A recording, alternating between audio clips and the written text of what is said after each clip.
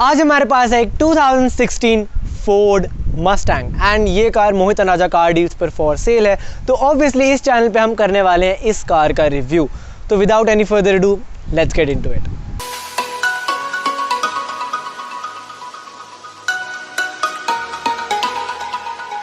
पर इस रिव्यू को शुरू करने से पहले हम बात कर लेते हैं पहले प्राइस की। जैसे कि मैंने आपको बताया ये एक 2016 फोर्ड मस्टैंग और इस कार का प्राइस सिर्फ और सिर्फ 55 लाख रुपीस की मिल रही है मोहित अनाजा कार डील्स पर।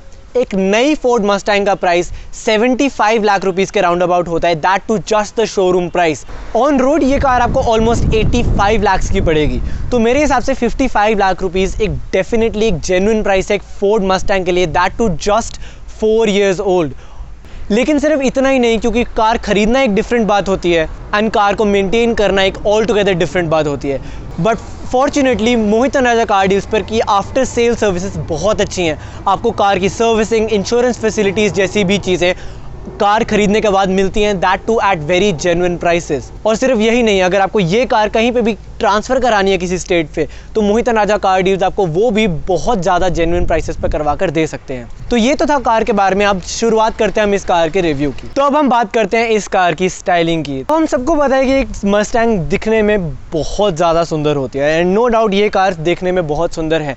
लेकिन अगर हम कुछ स्टाइलिंग क्यूज़ की बात करें इस कार में, तो सबसे पहले अगर हम स्टाइलिंग क्यू की बात करें वो है इस कार की ग्रिल में। तो ग्रिल में ऑब्वियसली हमें सबसे पहले तो इस कार में पोनी लोगो मिलता है, जो कि मस्टैंग की मसल कार्स को डिपिक्ट करता है, इसीलिए बहुत लोग इसको पोनी कार भी बोलते हैं। अगर हम यहाँ पर साइड में देखें तो यहाँ पर हमें DRLs देखने को मिलता है जो ग्रिल के अंदर इंटीग्रेटेड है। ये एक आफ्टर मार्केट ग्रिल है जो प्रीवियस ओनर ने लगवा रखी है। ओरिजिनली इस कार में एक कम्प्लीटली ब्लैक ग्रिल आती है, जिसके अंदर जो ये हनीकॉम्ब स्ट्रक्चर बना हुआ वो कम्प्लीटली एंड टू एंड लगता है। लेकिन इस कार में हमें यहाँ पर एक्सटर्नल DRLs देखने को मिलते हैं। अगर हम DRLs की बात कर ही रहे हैं तो आते हैं हम इस कार के हेडलैम्प एरे पे। यहाँ पर हमें एक प्रोजेक्टर हेडलैम्प सेटअप मिलता है और इसके साथ में 3 DRL स्ट्रिप्स मिलती हैं यहाँ पर, जो 1 सेकेंड कार स्टार्ट होने पर बहुत ज़्यादा सुंदर लगती हैं। और उसी के साथ अगर हम नीचे देखें तो यहाँ पर इस कार में जो इंडिकेटर्स हैं ये भी आफ्टर मार्केट हैं, जिसके अंदर हमें सीक्वेंशियल DRLs देखने को मिलते हैं, तो वो भी बहुत अच्छे लगते हैं। एंड यहाँ पर हमें साथ में एक वो कंटिन्यूड 3 DRL स्ट्रिप्स मिलती हैं इस कार की, जो एक कंटिन्यूएशन के लिए काफ़ी अच्छी चीज़ लगी मुझे। बाकी अगर हम यहाँ नीचे देखें तो इस कार के रेड कलर के साथ ये जो नीचे स्प्लिटर दिया गया है जो कि फिनिश्ड इन ब्लैक है, तो इस कार को अच्छा ही कॉन्ट्रास्ट देती है और वंस अगेन एक लुक वाइज बहुत अच्छी चीज़ लगती है। And last but not the least हमारे पास इस कार में हैलोजन फॉग लैंप्स भी मिलते हैं, जो हमें यहाँ नीचे दिए गए हैं। अब अगर हम फोर्ड मस्टैंग की साइड प्रोफाइल की बात करें तो सबसे पहले तो मैं एक चीज़ बोलना चाहूँगा, वो ये है कि इस कार की हुड बहुत ज़्यादा लंबी है। मैंने बहुत कार्स के लिए बोला है, लेकिन स्पेशली फोर्ड मस्टैंग की हुड काफ़ी लंबी है। जब आप इस कार में बैठते हैं कार को चलाने के लिए, तो आपको ये चीज़ ज़रूर फील होगी कि इस कार की हुड कितनी लंबी है। एंड दैट इज़ समथिंग मेरे को जो फील हुआ ये चीज़ बताने लायक है। बाकी अगर हम यहाँ पर बात करें तो हमें 5.0 की बैजिंग दी गई है, क्योंकि ऑब्वियसली हमारे पास एक 5 लीटर V8 इंजन है इस कार में, जिसकी बात हम थोड़ी देर में करने वाले हैं। और एक और चीज़ जो इस कार में थोड़ी यूनिक है, जो बहुत लोगों को नहीं पता, वो ये है कि फोर्ड मस्टैंग में हमें 19 इंच के ब्लैक डॉट अलॉय व्हील्स मिलते हैं, जैसे कि आप देख सकते हैं। लेकिन सारी फोर्ड मस्टैंग्स में जो स्पेयर व्हील होता है वो हमेशा सिल्वर होता है। तो अगली बार अगर आपको कोई एक फोर्ड मस्टैंग दिखे जिसका एक व्हील सिल्वर और बाकी सारे ब्लैक डॉट हो, तो रेस्ट एश्योर्ड कि वो अपने स्पेयर टायर पर गाड़ी चला रहा है। बाकी अगर हम यहाँ साइड प्रोफाइल में देखें तो यहाँ पर हमें एक ब्लैक आउट वेंट भी मिलता है, लेकिन क्योंकि ये कार फ्रंट इंजन है और मिड इंजन नहीं है, तो पीछे कूलिंग की कोई ज़रूरत ही नहीं है, तो ऑब्वियसली वो एक फेक वेंट है। And last but not the least, इस फोर्ड मस्टैंग में अगर आप यहाँ पर देखें तो यहाँ पर हमें एक ब्लैक कवरिंग मिलती है। नॉर्मल फोर्ड मस्टैंग्स में जो ओरिजिनल होते हैं उसके अंदर हमें एक विंडो मिलती है रियर पैसेंजर्स के लिए, लेकिन थोड़े एस्थेटिक्स में अच्छे दिखने के लिए यहाँ पर इसको कवर कर दिया गया है एक बहुत अच्छे सुंदर डिज़ाइन में। तो ये भी चीज़ मेरे पर्सनल ओपिनियन में बहुत अच्छी लग रही है। अब आते हैं इस कार की रियर प्रोफाइल पे, और सबसे पहला डिफरेंस जो आप देखेंगे वो है इस कार के रियर डेक लिड का। ऑब्वियसली हमारे पास नॉर्मल मस्टैंग्स में एक ग्लास डेक लिड आती है, लेकिन इस कार में प्रीवियस ओनर ने इसमें कुछ चेंजेस करवाए हैं, वो है इस प्लास्टिक डेक लिड का, जो कि लुक्स वाइज मेरे हिसाब से बहुत सुंदर लगती है और एक काफ़ी अच्छा कैरेक्टर देती है फोर्ड मस्टैंग को। बाकी अगर आप इस स्ट्राइप को देखें तो यहाँ पर एक मैट ब्लैक स्ट्राइप दी गई है, जैसे कि जो फ्रंट में भी आपने देखी थी। फ्रंट से लेकर रियर तक एक कंप्लीट कॉन्टीन्यूटी में हमें मैट ब्लैक स्ट्राइप मिलती है, जो कि इस कार के लुक्स को और ऊपर एनहांस करती हैं। अगर हम इस कार के टेल लैंप्स देखें तो इस कार के टेल लैंप्स तो ऑब्वियसली मस्टैंग के जो क्लासिक टेल लैंप्स है वही हैं, और बहुत ज़्यादा सुंदर लगते हैं। बाकी अगर हम यहाँ बीच में देखें तो यहाँ पे हमें GT बैजिंग मिलती है जो ये बताती है कि एक मस्टैंग GT है। और इस कार में हमें मिलती है dual tip exhaust, 1 on each side, जिनकी आवाज़ मेरे हिसाब से एक बहुत स्वीट स्पॉट पे है क्योंकि ये एक स्ट्रेट पाइप टॉक एग्जॉस्ट है। ना तो इसकी आवाज़ बहुत ज़्यादा ऑब्नॉक्शियसली लाउड है जो कि आपको थोड़े ट्रबल में डाल सकती है पुलिस वगैरह के साथ, और ना ही इस कार की आवाज़ बहुत ज़्यादा कम है। इस कार की आवाज़ बिल्कुल स्वीट स्पॉट पे है जो मेरी लाइकिंग्स में सबसे बेस्ट लगती है। एक बार आप सुन के देखिए कितनी सुंदर आवाज़ है इस कार की।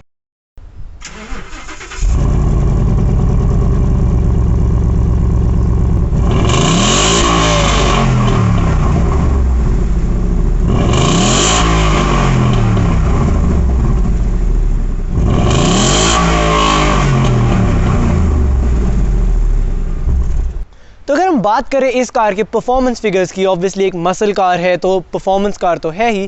तो अगर हम इस कार के परफॉर्मेंस फिगर्स की बात करें तो ऑब्वियसली हमें पता है कि इस कार में एक 5 लीटर V8 इंजन आता है, और इस कार के अगर हम नंबर्स की बात करें तो 385 horse power and 515 newton metres of torque, बहुत लार्ज नंबर्स हैं। And that too specially with rear wheel drive terrain, यानी कि वो सारी पावर रियर व्हील्स के अंदर आती है। तो ऑब्वियसली ये कार अगर आपको बर्नआउट्स करने हो, ड्रिफ्टिंग करनी हो, और अगर आपको सिर्फ एक लेजर और एक स्पोर्टी ड्राइव के लिए जाना हो, ये कार एक बहुत अच्छी कार रहने वाली है। फीचर्स की स्टार्टिंग में करना चाहूँगा इस कार के बाहर से, और ये एक फ़ीचर है बहुत लोगों को पता नहीं है और एक्चुअली बहुत कॉमन फीचर है जो कि आप चाबी के थ्रू आप इसके शीशे नीचे कर सकते हैं, जो कि आपको normal Volkswagen, Skoda, Audi cars में मिलता ही है।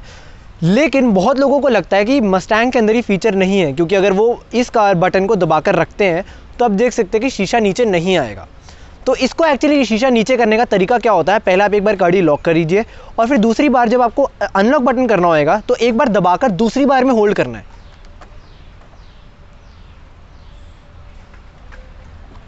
तो जब मैं ये करता हूं आप देख सकते हैं कि इस कार का शीशा खुल जाएगा।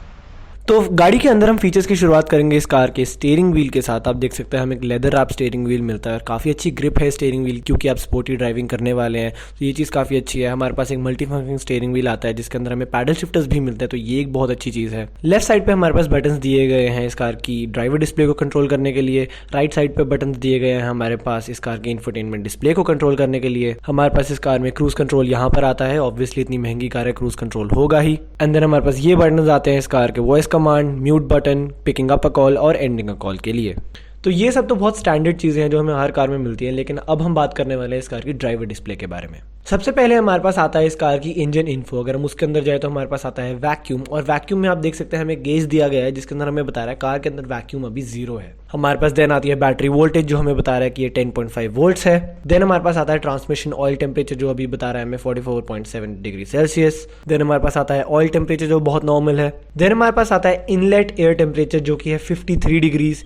यानी कि आप देख सकते हैं इस कार के अंदर हमें बहुत सारी इंजन इन्फो दी गई है, क्योंकि ऑब्वियसली एक मसल कार है, एक स्पोर्टी कार है, तो एक किसी भी एक्सपीरियंस ड्राइवर को अगर अपनी गाड़ी के बारे में कुछ भी जानना हो इंजन के रिगार्डिंग, वो सब कुछ यहाँ से जान सकता है, और ये चीज़ मुझे बहुत ज़्यादा अच्छी लगी। और अब हमारे पास आता है ट्रिप कंप्यूटर फ्यूल, जिसके अंदर हमारे पास पिछले ट्रिप के रिगार्डिंग सारी इन्फॉर्मेशन है, जैसे कि आप देख सकते हैं कितनी देर तक ये गाड़ी चली थी, the range of the car, the odometer, और जो हमारे पास उस ट्रिप में फ्यूल इकोनॉमी आई थी वो सब यहाँ दिया गया है। देन हमारे पास आते हैं इस कार में ट्रैक एप्स, क्योंकि अगर आप इस कार को ट्रैक पे लेके जा सकते हैं, जो कि बहुत लोग लेके जाने वाले हैं, तो उसकी सारी इन्फॉर्मेशन हमारे पास यहाँ आ जाती है, जिसके अंदर सबसे पहले हमारे पास आता है एक्सेलरोमीटर। तो इस कार के अंदर हमारे पास एक बिल्ट इन एक्सेलरोमीटर आता है जो कि हमें बताता है कि हमारी कार की जो एक्सेलरेशन थी वो कितनी एग्जैक्टली थी।